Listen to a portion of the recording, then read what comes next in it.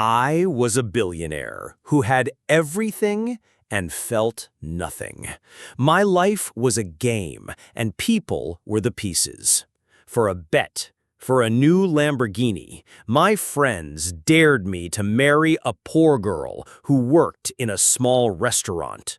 She was overweight, quiet, and not my type.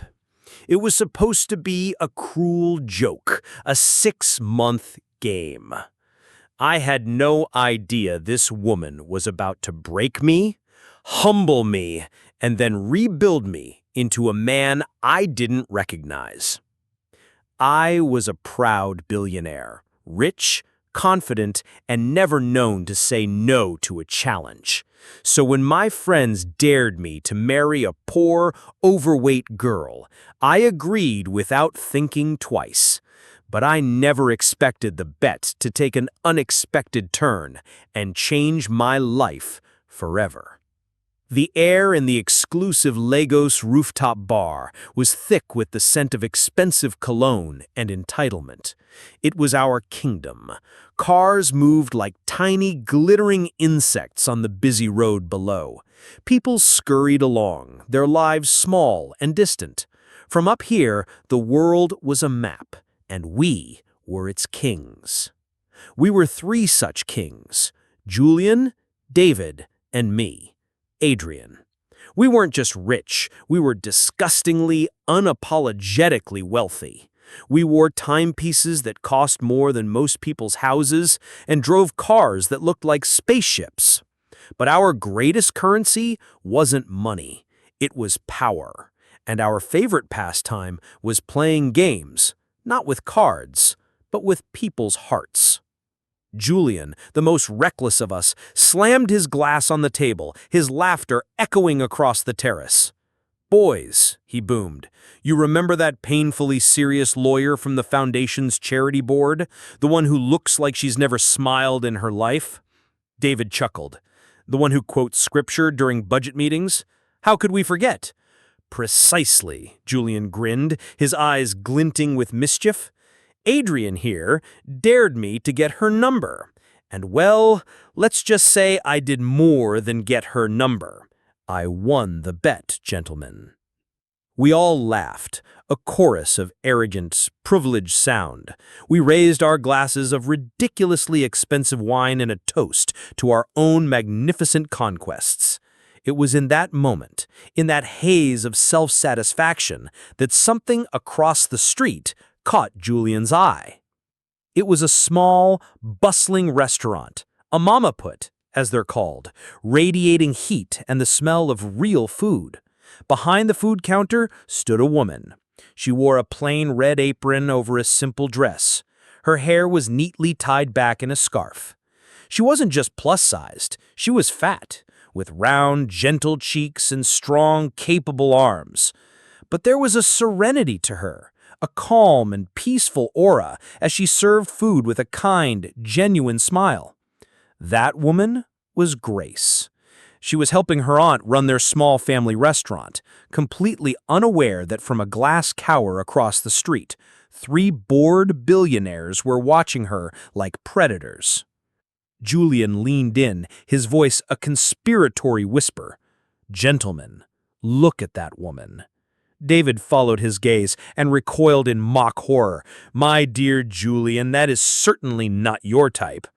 "I know," Julian said, his smile turning wicked, "but she's going to be Adrian's type for the next 6 months, at least." He turned to me, his eyes gleaming with the thrill of a new game. "Adrian, my friend, I dare you. Go over there. Win her heart. Make her fall for you. Marry her." He let the word hang in the air. "Stay married for just 6 months. If you pull it off, I'll pay for the entire wedding, the honeymoon, wherever you want in the world, and my new limited edition Lamborghini is yours." David gasped, then roared with laughter. "You can't be serious. Adrian, don't do it. Look at her. She's simple. She probably doesn't even know what designer means." I looked across the street at Grace again. She was nothing like the women I dated. The stick-thin models, the ambitious socialites, the surgically enhanced Instagram influencers who populated my world. She was big. She was quiet. She was real. And something about her peaceful, unadorned face, so out of place in my world of artifice, sparked a flicker of perverse curiosity in me. I was a man who had conquered every challenge. This was just another one, the most absurd one yet. Without a word, I stood up. "Wait," David said, his jaw dropping. "Are you actually considering this?" I didn't answer. I adjusted the cuffs of my bespoke shirt, smoothed down my suit jacket, and walked straight out of the bar, across the road, and into her world.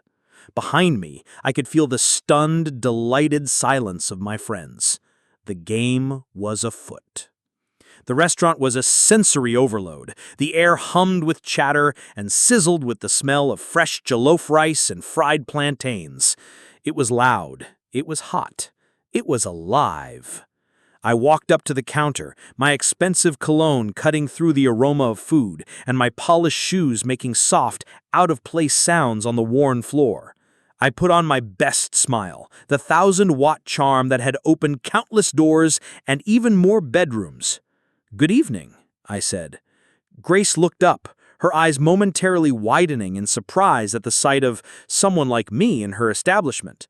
"Good evening," she replied, her voice calm and even. "What can I get for you?" "Jollof rice and salad, please," I said, leaning in slightly, expecting a blush, a giggle, a flutter of eyelashes. I got none. She simply nodded. "Okay, please wait. I will serve you shortly." "This place is very neat," I tried again, my charm offensive faltering. "What's your name?" She looked at me with those calm, unnervingly steady eyes. "Thank you. My name is Grace. I'll be back with your food." And just like that, she turned and walked away to serve another customer. I stood there, momentarily stunned into silence. I was Adrian, the man women fought over, the man whose attention was a prize. And this woman, she had dismissed me as if I were just another customer. The sheer novelty of it, the audacity of her indifference was intoxicating. This bet had just become infinitely more interesting. I didn't leave until I had her phone number. It wasn't easy. She refused at first, her expression unwavering. But I was persistent, practically begging in a way I hadn't done since I was a teenager. Finally, she relented, scribbling the number on a small piece of paper. But as she handed it to me, she looked me dead in the eye. "Please," she said, her voice calm but firm, "do not call me if you are just going to waste my time." I sat in my car for a long time that night, the engine silent, just looking at the number in my hand. I should have been annoyed, insulted even. Instead, I was smiling. A genuine, intrigued smile. The hunt had begun. The next day was a lesson in humility. I called her early in the morning, no answer. I sent a message, a carefully crafted blend of charm and sincerity, no reply.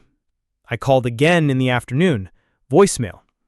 My frustration grew. This was not how the game was supposed to be played.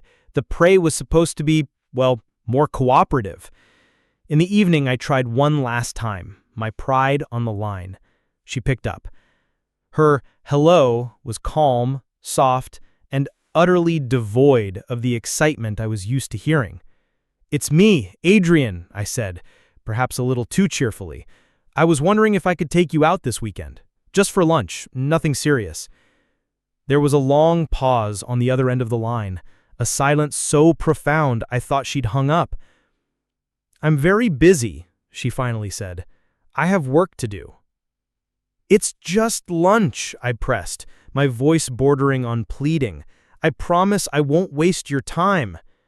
It took several more days of persistent yet respectful messages and calls, but she finally agreed. I chose a place designed to overwhelm, a high-class restaurant on Victoria Island, a place of crystal glasses, fresh flowers, and hushed elegance. She arrived wearing a long, simple brown gown. She had clearly made an effort. Her hair was packed neatly, and she wore the small gold earrings I had impulsively sent her as a gift. Even so, she looked nervous, her eyes wide as she took in the opulent surroundings. She had never been to a place like this before. I stood, pulled out her chair, and laid the charm on thick. "You look beautiful, Grace," I said with my most dazzling smile. "Thank you," she replied, quietly, her gaze sweeping over the room. "I'm not used to all this." I laughed lightly, a sound of casual wealth. "Then you better get used to it. From now on, this is your new life."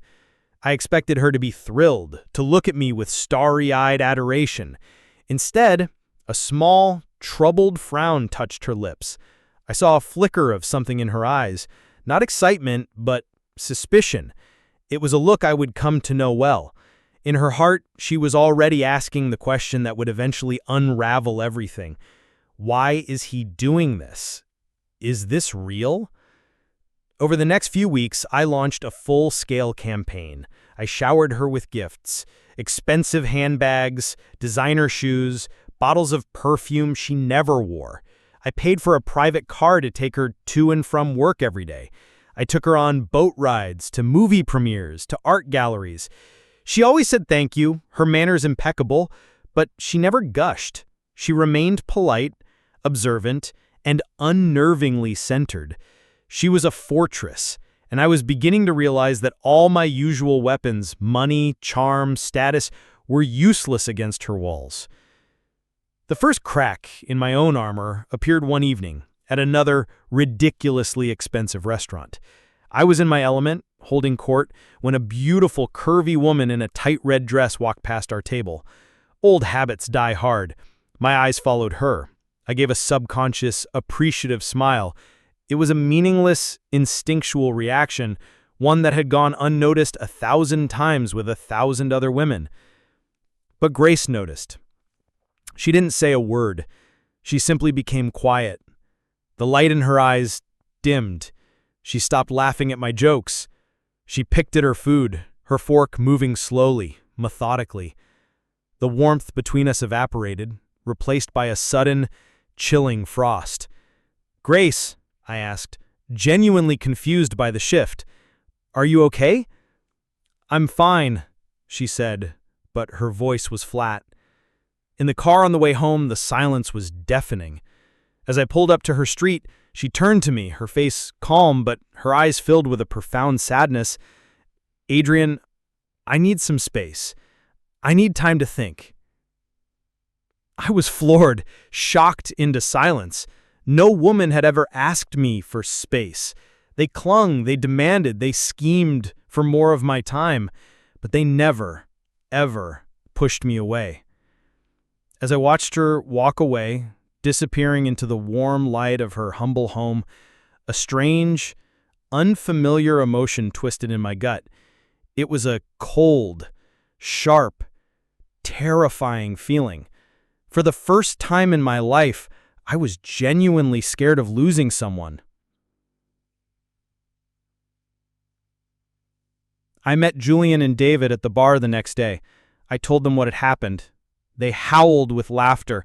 Wait, Julian gasped, wiping tears from his eyes. "The fat girl from the side of the road told you, Adrian, that she needs space?" Stanley shook his head, laughing even harder. "Incredible. I thought she'd be worshipping the ground you walk on by now." But I didn't laugh. I just stared at the expensive whiskey in my hand, the ice cubes clinking against the glass. I didn't like this feeling, this gnawing anxiety, this strange emptiness. Julian leaned closer, his tone shifting from mockery to strategy. "Bro, don't give up now. You're almost there. The bet is within your grasp. In fact," Stanley added, "I'll add 20 million naira to what Julian promised. Just see it through. Don't back out now." But this time, something was different. I wasn't thinking about the money. I wasn't thinking about the Lamborghini. I wasn't even thinking about the bet. I was thinking about Grace, and how she had quietly and without any effort at all started to change the very architecture of my heart. For 2 whole days after that night, there was only silence. I sent messages. I called. Nothing. The silence was a physical presence, a weight in my lavish, empty penthouse. My life, which had always been filled with the noise of people wanting something from me, was now defined by the deafening absence of the one person I was starting to realize I wanted. Meanwhile, Grace sat in her small room above the restaurant, surrounded by the unopened boxes of shoes and handbags I had sent her. They were symbols of a world she didn't trust. She thought about the way my eyes had followed that other woman, a casual, dismissive glance that had made her feel small and invisible. She had known men like me her whole life, men who used sweet words as currency to get what they wanted. She refused to be just another bad investment. She refused to be a joke. On the 3rd day, my pride shattered. I did something I hadn't done in years. I went to her. I walked into the restaurant just as they were closing for the night. This time, I wasn't wearing a designer suit or a gold watch. I wore a simple white polo shirt and jeans. I probably looked as tired and lost as I felt. She looked up from cleaning the counter, her expression unreadable. "You're here," she said softly. "I am," I replied. "Can we talk, please?" We sat on a small, worn bench outside the restaurant, the sounds of Lagos nightlife a distant hum. For a moment, we just sat in silence. Then I spoke, my voice stripped of all its usual charm and arrogance. "Grace, I'm not here to impress you. I'm not here to show off. I want to talk." I took a deep breath. "I know I messed up. I know I made you uncomfortable. Looking at other women, it's a disgusting habit, a product of a life where women were disposable. But I'm trying to stop. For you." She finally turned and looked at me, her gaze piercing. "What do you really want from me, Adrian?"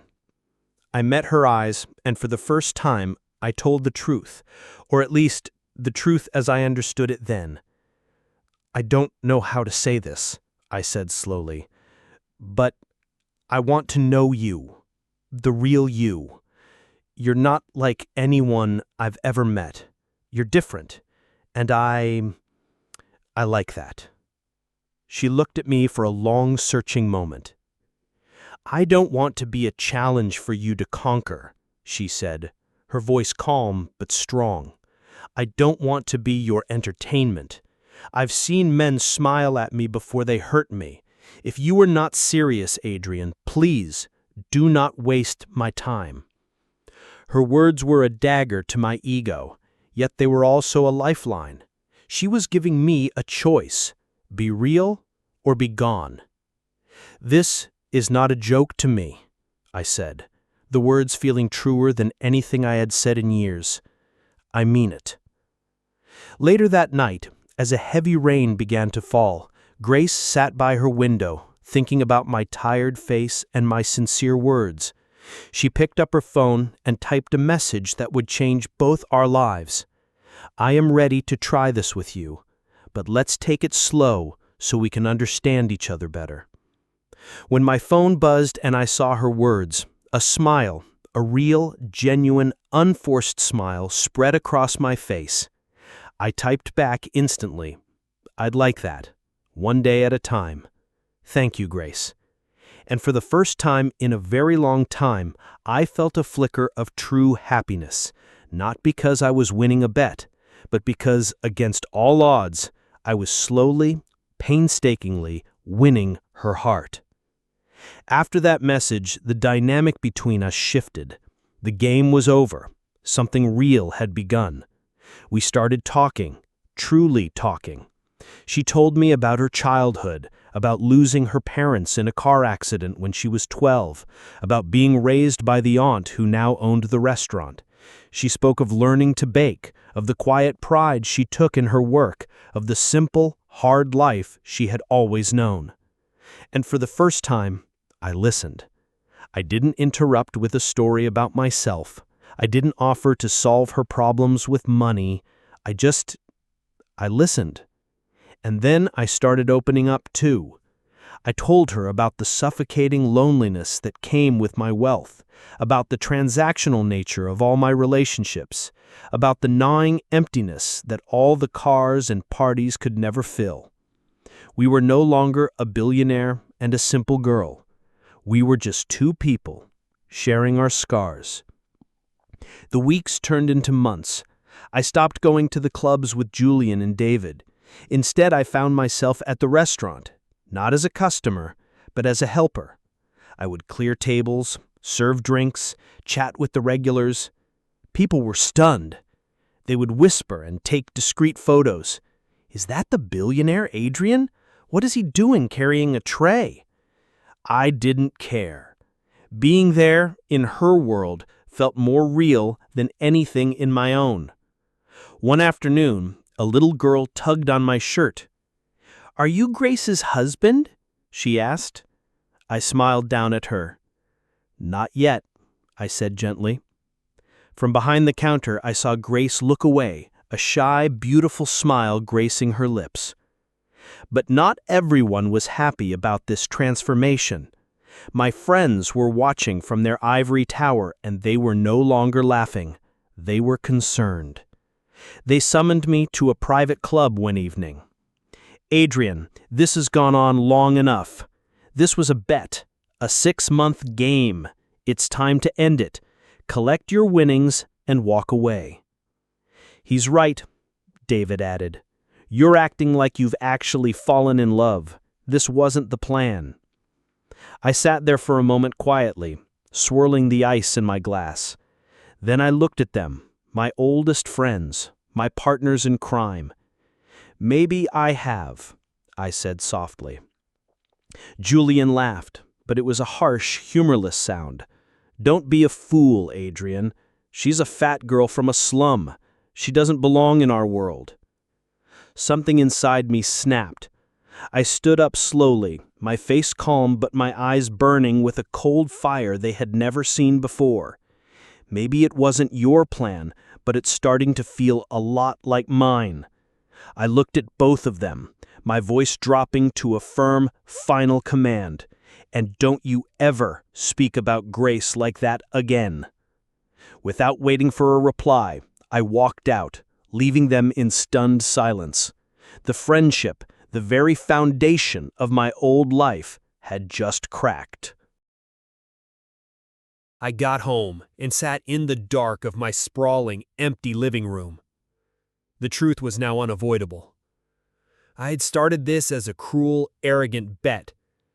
But Grace, with her quiet dignity, her unshakable integrity, and her gentle heart, had done the impossible. She had made me feel. I didn't just like her anymore. I was falling in love with her. And that presented a catastrophic problem. The foundation of our entire relationship was a lie. A toxic, unforgivable lie. I knew I had to tell her, but the fear of it was paralyzing. What if she walked away? What if, after finally finding something real, my own deceit was the thing that destroyed it? I made a coward's choice. I decided not to tell her. Not yet. I told myself the bet didn't matter anymore. What mattered was us. What mattered was the future. Weeks later, on a quiet evening, we were walking by the beach, the waves gently lapping at the shore. I stopped, my heart pounding, and knelt on one knee. "Grace," I said, my voice shaking as I opened a small box. Inside was a simple, beautiful diamond ring. "I want to spend the rest of my life with you. Will you marry me?" Tears filled her eyes. She covered her mouth with her hands and nodded slowly. "Yes," she whispered. "Yes, Adrian." I stood up and hugged her, a wave of relief and joy washing over me. But under it all, a cold dread coiled in my stomach. The lie was still there, a ticking bomb at the center of our happiness. The next morning, our engagement was the #1 trending news story in Nigeria. Billionaire Adrian to marry Cinderella restaurant worker. The world was fascinated. But in his own lavish living room, Julian was scrolling through his phone, his face a mask of disbelief. "No!" he whispered, his eyes widening in fury. "This can't be happening. She was just a bet." He felt like he was losing me, his best friend, to a woman he saw as unworthy. And in a moment of jealous, spiteful rage, he made a decision that would burn my entire world to the ground. He drove to the restaurant that same evening. Grace was behind the counter, humming softly. He didn't smile. He didn't greet her. He walked straight up to her. "Do you really think Adrian loves you?" he asked, his voice dripping with cold condescension. Grace looked at him, confused. "What do you mean?" Julian folded his arms, a cruel smirk on his face. "You were a bet. A joke. A game for us to watch. We dared him to marry you for 6 months just so he could win my Lamborghini." Grace's face went completely pale. The world around her seemed to tilt and fade. Julian continued, "I warned him to stop, but he just kept going, planning to hurt you even more. Then he delivered the final, fatal blow. You were never meant to be a part of our world." And with that, he turned and walked out. I arrived at the restaurant the next morning, my heart full of love and plans for our future. I found her waiting for me outside, her eyes red-rimmed and filled with a pain so deep it stole my breath. "Adrian," she said, her voice shaking with a barely controlled fury, "I have one question for you, and I want the truth." She took a deep breath. "Was I a bet?" I froze. The world stopped. The time bomb had just detonated. There was no escape. I couldn't speak. I couldn't breathe. Finally, I managed a single devastating nod. "Yes," I whispered. "It started as a bet." She took a step back as if I had physically struck her. Tears streamed down her face. "Grace, please," I begged, reaching for her. "But what I feel for you now, it's real. I love you." But she recoiled from my touch. "Don't," she choked out, her voice raw with betrayal. "I can't believe you played with me. You used me. You let me believe this was real, all while your friends were laughing." She turned and ran, her sobs echoing in the morning air. I stood there, heartbroken, the architect of my own destruction. For weeks she was a ghost. She didn't answer my calls. She refused to see me when I went to the restaurant. She had completely and utterly shut me out of her life. And the silence, the absence of her, was a torment I couldn't bear. My world fell apart. I stopped going to work. I missed major deadlines. My business partners were furious, but I didn't care. I stayed at home, in the dark, and I started drinking. From morning to night, I drank hard, expensive liquor, trying to numb the gaping wound in my chest. I didn't eat. I didn't shave. I was a ghost in my own lavish prison. One day, David and Julian came to visit. They found me on the floor, surrounded by empty bottles. A ghost of my former self. Julian looked at my state, and for the first time, I saw a flicker of horror and regret in his eyes. "I caused this," he said softly. "I never should have told her. It was all my fault." "We need to fix this," David said, his face pale. "We need to go and see her. We need to beg her." They rushed to the restaurant. Grace refused to see them. "I don't want to see those people," she told her aunt. "They've hurt me too much." But her wise old aunt took her hand. My dear, she said gently, please, just listen to them. This may not only be about you anymore.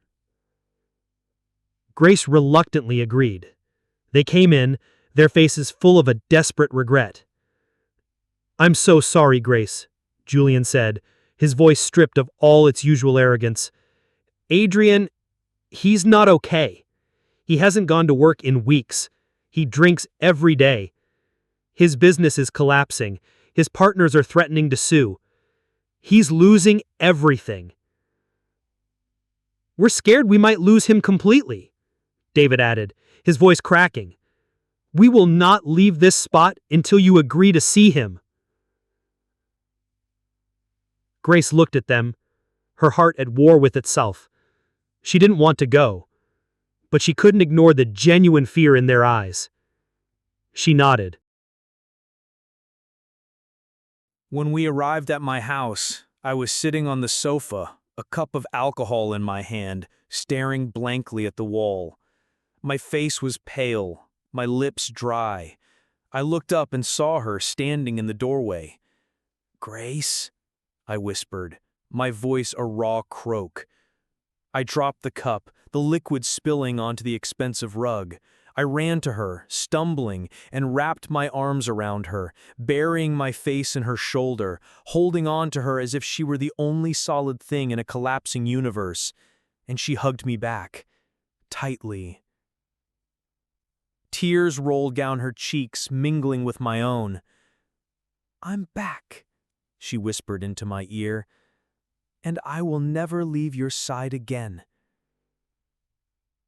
From the doorway, Julian and David watched, tears streaming down their own faces.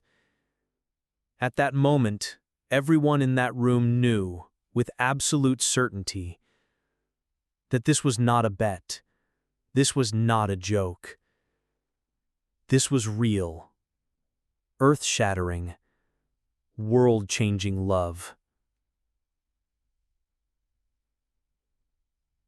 1 month later, we were married. It was the most beautiful, heartfelt wedding Nigeria had ever seen, a story that trended across the continent. The billionaire who had to lose everything to find the only thing that truly mattered. Our story was a testament not to the power of money, but to the incredible, redemptive power of forgiveness and a love that was never supposed to happen.